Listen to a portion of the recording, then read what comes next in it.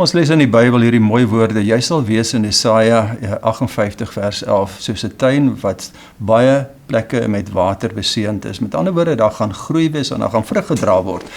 En as ons die hele Bybel deurkyk, dan speel die Here met ons baie keer met die tuin en met water en met saad en met blydskap. En daai verhouding het ons heeltemal deur die Bybel. En ek wil vandag konsentreer op die tuin wat die Here ons geplaas het en die hart wat die Here vir ons gegee het. Want tussen daai twee speel die Here vir ons dan in die Bybel.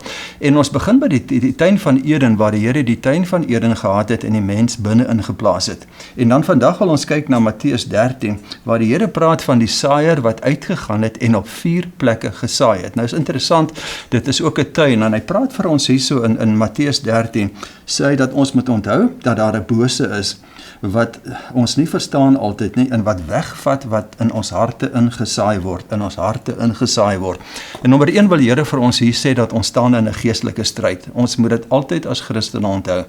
En baie goed gaan moet ons ook onthou dat te goed gaan kan ook 'n poging van die duiwel wees om ons weg te kry van die Here, wat ons ook vind hier in die 3de faset van die saad wat gesaai word.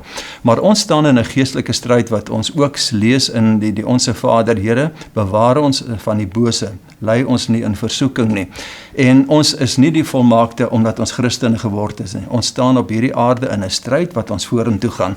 Maar die Here begin met ons werk en hy praat van hierdie tuin waar daar 4 fasette is. Nou die interessante is, in Genesis was daar ook 4 riviere gewees in die tuin van Eden. Met ander woorde, die tuin van Eden was ook in 4 kompartemente ingedeel.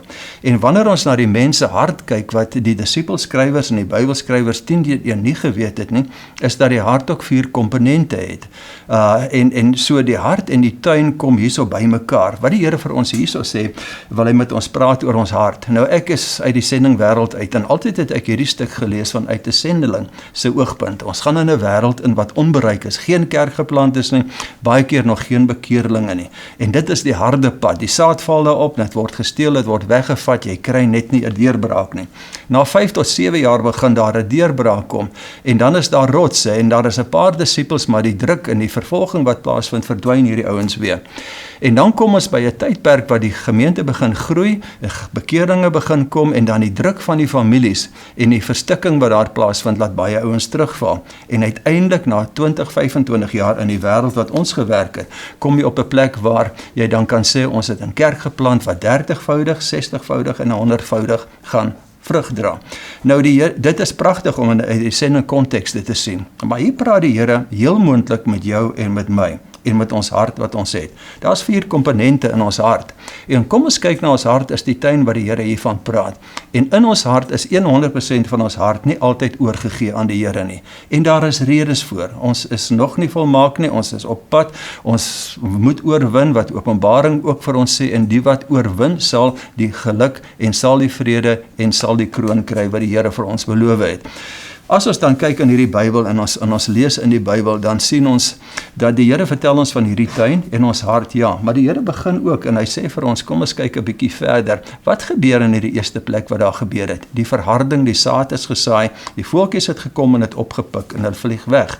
Nou, hier 2 goeders wat belangrik is. Die eerste 2 gedeeltes van hierdie vergelykenis wat die Here sê, is daar baie goeie grond, maar dit is bedek.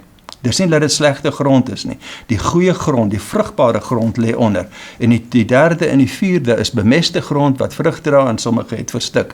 En die Here se doel met jou en met my lewe is om al 4 komponente van ons hart oop te maak sodat dit kan vrug dra. Nou, wat gebeur in ons lewens? Daar's insidente in ons lewens wat plaasvind. Ons kry seer.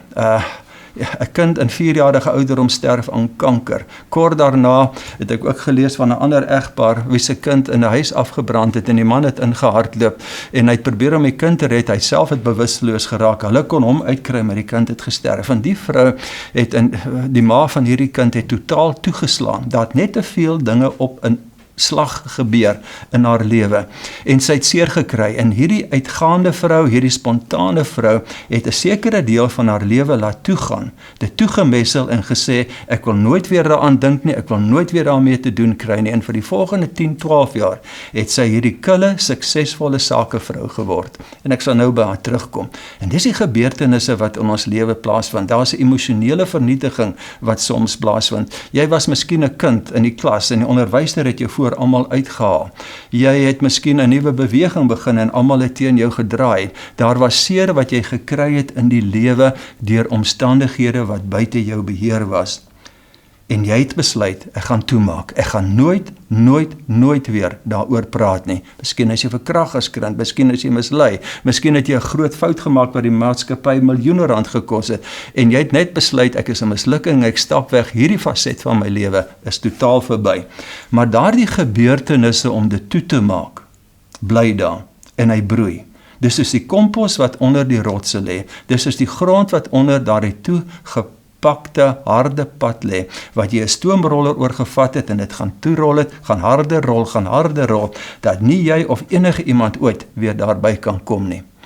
En hier wil die Here kom en hy wil vir ons sê, dit moet oopgebreek word. Want onder daardie rots, onder daardie harde pad, broei nog steeds die gebeure. Die gebeure is nie opgelos, omdat dit toegemaak is nie.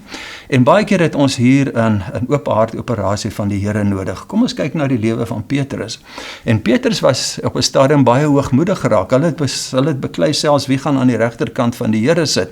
Hy is die man op wie die kerk gebou word en daar het 'n element van trots, van meerderwaardigheid, van ek het gearriveerdheid by hom gekom. En moenie dink, die harde pad, die toemaak, is net slegte dinge wat in jou lewe gebeur nie. Baie kere is die sukses van ons lewe, kere dat ons die stem van die Here begin hoor. En ons word hard om te luister na die stem van die Here, want dit is die pad ek wil stap en ek gaan nie daarvan afgaan nie, want die Here het my op hierdie pad geseën en hy sal my op geen ander pad kan seën, behalwe wat ek reeds ervaar het nie. En dan is dit nodig dat die Here vir ons sy oop hart operasie begin doen. En dis waar Petrus was. En die Here het geweet, hy kan nie met Petrus voort laat gaan, met hierdie geaardheid en met hierdie gesindheid en met hierdie meerderwaardigheid nie. En hy toegelaat, hy het dit nie veroorsaak nie, hy toegelaat, dat uit hierdie meerderwaardigheid Petrus sy mond sou verbypraat en die Here 3 keer verloon. En op daardie oomblik toe die Here die 3de keer verloon het, toe besef Petrus wat hy gedoen het. Hy 3 jaar van sy lewe saam met Jesus gestap en hy het hom verloon. En Jesus het 'n paar uur daarna aan 'n kruis gesterf en die Messias wat hy gevolg het, die hoop wat hulle gehad het, die redding van Israel, die politieke redding, wat dit ook al was, het totaal in duie gestort. Al sy verwagtinge van 3 jaar het onmiddellik in duie gestort. En Petrus sê die Bybel het teruggegaan en hy het gaan visvang. En hy moes die vernedering van sy vriende en sy familie hanteer. Jy het 3 jaar van jou lewe gemors. Sommige het vir hom gesê, maar ons het jou gesê, hierdie ou is 'n valse profeet. Jy is besig om 'n lugballon na te jag. Daar is niks daarin nie. En toe kom die Here by Petrus, nadat hy daai deur toegemaak het, daai harde pad oor hom gerol het en gesê het, hierdie faset van my lewe gaan ek nooit weer aan dink nie. Dis klaar, dis afgehandel. Ek bly by my pa se besigheid en ek gaan voort daarin. En die Here begin met hom praat en sê vir hom, Petrus, het jy my lief? En hy kraak. En hy sê weer 'n keer vir hom, Petrus, het jy my lief? En die kraakie word groter. Toe die Here vir hom die 3de keer sê, toe breek die damwal effens oop. Nou die vrou wat ek nou van gepraat het uiteindelik 'n beraader gaan sien, 'n sielkundige gaan sien. En sy het daar gaan sit en gesê, ek kan nie so aangaan nie. Ek is besig om myself dood te werk, want ek onderdruk iets wat ek nie na wil kyk nie. En die vrou sê vir haar, wat is dit? En sy vertel. En sy sê, kom terug volgende week. En sy terugkom volgende week, toe sê sy, ek wil nie vir jou vra wat gebeur het nie. Ek wil vir jou vra, hoe voel jy? En daar was 'n 5 minute stilte, waar die sielkundige net haar mond gezip het. En uiteindelik het daai vrou 'n klein traantjie in haar oë begin kom. En die traantjie gekom het dit later 'n stroompie geword. En die eerste keer in 12 jaar het daardie vrou begin oopmaak, die grond begin oopbreek en teruggegaan na die emosie van die tyd wat gebeur het. Nie die gebeure nie, die emosie van die tyd wat gebeur het. En wat hier gebeur is wat Johannes ook vir ons sê, in 1 Johannes 7, hy sê, bring dit aan die lig sodat dit genees kan word. Dit kan nie genees word as jy 'n deksel daarop sit nie. Jy kan nie dit voortvat in jou nuwe lewe in die hemelse wêreld in onversorg nie. Bring dit hier aan die lig, dat daardie kompartement van jou hart se grond kan oopkom, sodat dit bemest kan word, sodat dit saad kan ontvang. Ons kyk na Paulus se lewe, presies dieselfde. Hy was hierdie arrogante man gewees wat die Bybel uit sy kop uit die Ou Testament geken het en een van die top fariseërs gewees het. En toe skyn die lig van Jesus op hom. En Jesus se lig breek deur die teologiese verhardheid, godsdiens wat in sy lewe was. En skielik ervaar Paulus sy mislukte lewe. Hy het veroorsaak dat Stefanus gestenig word. Hy het moord gepleeg. Hy het veroorsaak dat Christene se families uitmekaar uitgejaag word. Hy was 'n familieopbreker gewees. Hy was 'n teologiese verrader gewees, want skielik in die lig verstaan hy al die profeseë dat Jesus was, en hy was 'n totale mislukking. En Jesus het 'n oop hartoperasie en dit oopgeruk. En hy het hom blind gemaak. En Paulus het besef, ek is blind, ek is niks werd nie. Ek kan myself nie eers op die pad vorentoe help nie. En die emosie wat in hom was, het sy gedagtes begin beïnvloed. Mense, hierdie is verskriklik belangrik, want ons lees boeke op boeke, kyk na YouTube op YouTube, verander jou denke en jou lewe sal verander. Die Bybel sê vir ons, laat die saad in jou hart inkom, in daai kompartemente wat jy toegehou het, en wanneer dit inkom, die emosie daarvan opkom en genees word, gaan dit jou denke veroorsaak, en vernuwe, en genesing sal daar uitvloei, wat Johannes ook vir ons sê, wanneer ons dit in die lig bring, sal daar genesing kom, sal daar reiniging kom, sal daar vergifnis kom. En dan kyk ons na Jesus self. Hy was nie 'n verharde hart gehad nie, maar hy het 'n kompartement in hom gehad wat nog oorgegee moes word. En hy het op sy knie gegaan, die paar oomblikke voor sy inhegtenisneming. En die emosie het uit hom gekom uit sy hart uit, nie uit sy kop uit nie. In sy kop het hy geweet die pad wat hy moes stap, maar sy hart was nog nie in dit gewees nie. En hy het gesê, Here, as daar nie 'n ander weg is nie. En hy het gehuil, hy het gebid, hy het op sy bene gegaan en hy het gebid totdat dit so intens was, sy emosie, dat bloed uit sy liggaam uitgevloei het. En toe kom die deurbraak.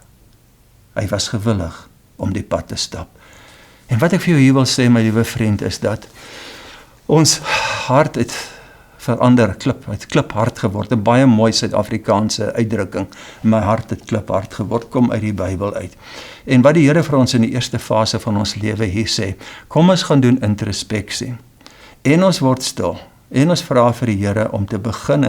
Ek bid Here op 'n baie mooi manier, en Dawid het dit ook gebid. Here, wees een beheer, maar wees my genadig. Kom ons breek hierdie oop. Weet wat so mooi is hiervan, van die klipwêreld, wat eintlik die mooiste gedeelte van hierdie vuur is. As jy daai klippe afbreek, onder dit lê vrugbare grond. Ek was in die laat 90 jare uitgenooi na Mauritius toe om 'n bestekopname van 'n gemeente te doen. Hulle was multikultureel gewees, die Kreole en die Chinese ensovoorts en 'n paar Britte. En ons moes kyk of ons net die gemeente in twee moet deel met die kulture nie, of dit nog een pad sal gaan. En op 'n stadium toe ry ons uit in Mauritius in die platte land in. En oral in Mauritius het jy sulke koppies gesien, sulke hoopies gesien met klippe. En ek vra vir jou, wat het hier gebeur? En hy sê vir my, daar was 'n vulkaniese uitbarsting gewees wat die hele eiland oordek het. En ek het nou gisteraand gegoogel, dis 'n paar duisend jaar gelede, was daar 'n geweldige vulkaniese uitbarsting. En dit is hoe Mauritius ontstaan het, die eiland. En hy was besaai gewees met hierdie lava, sommige dik, fyn en baie ander en natuurlik dikker ook. En soos die mense dit begin bewoon het en met skepere aangekom het, het hulle die klippe, die lava opgekap in klippe. En wat hulle daaronder gekry het, was die mees vrugbare grond gewees, wat 1000-2000 jaar gewag het vir 'n saad om in te kom. En moenie moedeloos word nie. Jy is nie verlore omdat 'n deel van jou hart nog nie oopgeruk is nie. Maar kom ons begin die proses, want daaronder lê 'n komponent van jou lewe wat jou kan vat na groter hoogtes toe in die koninkryk van God. Ons hardloop miskien met 'n 4-silinder engine waarvan net 3 werk of net 2 werk of net 1 werk. En die Here wil daardie ander silinder ook aan die gang sit, sodat ons daai potensiaal nie vir onsself nie, maar vir die koninkryk van God kan begin bereik. En dit bring ons by die tweede gedeelte, en ek sal 'n bietjie vinniger hardloop nou nie, want die tweede gedeelte is baie na aan die eerste ene. Dit is die plek waar daar rotse is, en daar is 'n stukkie sand ook, hier en daar grond wat geval het. En ons ken almal die proses, ons ken mense wat die Here aangeneem met blydskap, en so 'n week of 2 daarna, dan is dit ook weg. Die eerste plek, daar was nie disipelskap gewees nie. Die Here sê vir ons, gaan en verkondig die evangelie en maak disipels. Nou David Watson het dit letterlik gevat, en hy het gesê, kom ons gaan uit as sendelingsspan, en ons gaan maak disipels, en daaruit is die ouens weet wie Christus is, wie die Here is, dat hy God is, en dat hy jou vergewe en verstaan, en het in hulle harte ingegaan het. Dan het hulle tot bekering gekom, en eers dan doop jy hulle, en dan word hulle deel van die geloofsgemeenskap.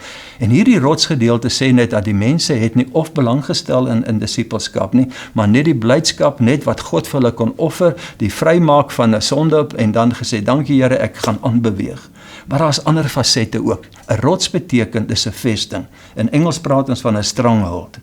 Daar is strongholds in ons lewe, daar's vestings in ons lewe. En hierdie is baie sensitief, want hierdie strongholds is baie keer ons familie. Jy kry nuwe insig, en die familie staan teen jou. Of jou kerkgenootskap. Ek onthou jare gelede, ek was in een van die gevestigde kerke, het ons 'n charismatiese ervarings gehad. Mense het begin in tale praat. Ons het genesing gehad, daar was bevryding gewees, daar was profesie gewees, en dit het nie in die resep gepas van die gemeente breër denominasie waarin ons betrokke was nie. En daar was vervolging gewees binne in dit. Met die gevolg was dat baie moes uitbeweeg. En ek wil dit baie versigtig sê, die onafhanklike kerke wat ons vandag het gekom van daardie tyd af. Dit was 'n wynsak wat moes breek. Hierdie rots is 'n wynsak wat oopgemaak moet word. Identifiseer jou vestings. Vat hulle uit die pad uit en gaan bou vir jou 'n kraal om skape daarin te sit en maak geld uit hulle uit, maar hulle moet uit jou lewe uitkom. Dit kan ook jou kultuur wees. Dit kan ook jou familie wees. Weet, ons as Karstense doen nie die ding soos jy nou gedoen het nie. Of ons as Bliggene, weet, ons het 'n geskiedenis van kultuur, en waar jy hier besig is, dit gaan nie werk nie. Dan is daar ook jou politieke alliansies. Ook is 'n stronghold, ook 'n vesting wat in ons lewe kom. Ek is 'n Afrikaner, maar ek is eerste 'n lidmaat van die koninkryk van God. En dit beïnvloed en bemagtig my Afrikanerskap. Ek is nie eerste 'n Afrikaner en dan 'n burger van die koninkryk van God nie. En as ons hierdie kan begin verstaan, dan begin ons die vestings verstaan, wat ook besig is waar hierdie saad val en nie tot sy werking kan kom nie. Kom ons beweeg aan, ons moet hierdie klippe uithaal. Onder dit is net weer eens die goeie grond wat wag om die saad te ontvang, sodat kan ontkiem, wortels kan kry, gedisipeleer kan word en vrug kan dra vir die koninkryk van God. Openbaring sê weer eens, jy wat oorwin, neem en die goed uit jou pad uit. Kry dit in die gesig daardie, neem 'n kwaliteit besluit in jou lewe dat dit verwyder sal word. En neem en volg daardie besluit en ook die konsekwensies daarvan. Mense, dit is 'n baie belangrike ding. Ons wil soms nie besluite neem nie, want ons is banger vir die konsekwensies daarvan as om gehoorsaam aan God te wees. Die derde een, so 'n bietjie vinniger. Die goeie grond wat klaar bewerk is, en daar's baie goeie grond, en ons het gegroei in Christus, maar skielik, en die Here Jesus wy hier in vers 22, 23, 'n hele perikoop daaraan wat gebeur in hierdie, so ek gaan nie te lank daaraan wy nie, ons kan er later terugkom, maar wat hier gebeur is 'n verstikking. En dit beteken dat ons miskien as Christene in te veel goeders betrokke raak. Ons is so uil gesaai, dat ons nêrens meer tot enige nut is nie. Die Here wil hê ons moet fokus. Wat het hy jou gevra om te doen? Jy is nie God nie. Wat maak jou anderste as die ander mense? Die Here het vir jou 'n roeping gegee, hy het vir jou 'n gawe gegee, en hy het vir jou 'n spesifieke bediening gegee. Bly binne die riglyne daarvan. Die ander is jou damkring. En watter damkring sit jy? Wat beïnvloed jou gedagtes in die dag en in die week? Waarna kyk jy op YouTube? Ek was nou in die vakansie en ek het myself betrap, 'n bietjie lekker geswerf op YouTube en op internet. Maar ek het 'n paar dinge agtergekom wat ek later in van my woordeskat opgetel het, amper geuiter het. En dit het gekom van die beïnvloeding van die internet. En waarna kyk jy op internet? En dan jou sosiale kring, ons TV. Hierdie goeders is nie een verkeerd nie. Ook nie jou familie nie, ook jou Afrikanerskap, ook nie jou taal nie. Maar dit dra by tot 'n verstikking. As ons nie ons dag begin in die koninkryk van God en selektief begin besluit wat die beïnvloeding in my lewe is nie, want wat in jou hart ingaan, begin jou gedagtes beïnvloed, begin jou spraak beïnvloed, begin jou behandeling beïnvloed en uiteindelik ook jou liggaam beïnvloed. En ek weet Paulus het gesê vernuwe jou denke. Maar Paulus het ook daarby nie bedoel gaan lees 'n klomp boeke van oorse filosofie wat vir jou sê jy kan deur die denke kan jy jou siektes oorwin. Nee, hy bedoel jou denke kom van jou hart af. Wanneer jou hart omgespit word en reg en vrugbaar word, gaan vanuit dit gaan kom dit wat jou verlang. Wat my bring met die goeie grond. Die woord is geïnternaliseer. Jy het dit gehoor, jy het dit gelees en dit na jou hart toe gegaan. Ek onthou, en ek wil dit nie herhaal nie, maar ek het dit kortliks eendag vertel, dat dit was in die begin van verlede jaar ongeveer die tyd, het Neville Norden 'n visioen gehad waar hy my sien sit in my studeerkamer met 'n klomp boeke en ek my kop vashou en sê, Here, ek het nou al hierdie goeders gelees, maar dit is hierso, dit is nog nie daarso nie. En my gebed was dat ek dit kan internaliseer, want dit is in my hart kom en dit ontkiem, wat tyd vat. Dan gaan dit terug na my gedagte wêreld toe en dan kan ek daaroor praat. Ek is nie 'n tipe spreker wat kan praat as dit nie in my hart is nie. Ek haat dit om te cut and paste en net goeders oor te dra. So dit is my wêreld. Ons is disippels van die koninkryk van God. Die Here het in Genesis vir ons gesê, ons is geroep om te heers, konings te wees. Ons is geroep om priesters te wees. Ons moet die tuin wat ons die Here vir ons gegee het, ons hart bemes, bemark is nie 'n goeie nie, bemagtig, en dan het hy ook vir ons die opdrag gegee om disippels te wees, met ander woorde om te vermeerder. En dan kom ons terug na ons eie harte en ons lewens. En ons het 4 komponente. En dis introspeksie in my lewe op hierdie dag, en ek wil in die begin van die jaar, wil ek weer 'n vasdag vir myself, ek het klaar een gehad en weer uitroep. Ek wil dit nou nie sê aan die groot klok hang nie, maar vas is deel van daardie wat jy gaan, om 'n deurbraak in jou lewe te kry. En nie oor alles te vas nie, maar spesifiek in item, en vir Here te sê, hierdie moet oopgebreek word. Kom ons doen 'n bestekopname van ons hart, die 4 komponente, die 4 terreine wat Jesus hier vir ons gegee het. En dan gaan ons en ons neem kwaliteit besluite, sodat die saad van God in ons hart kan kom. En dit staan in die Bybel ook, so baie duidelik hierso, en ons gaan 'n paar verse, kom ons kyk gou weer nou, Psalm hierso, wat hy vir ons sê, Psalm 51 vers 10, laat my blydskap weer met vreugde belewe word. U het my verbrysel, ja, die grond, die ding, die harde pad het u verbrysel, sodat ek weer kan hebel.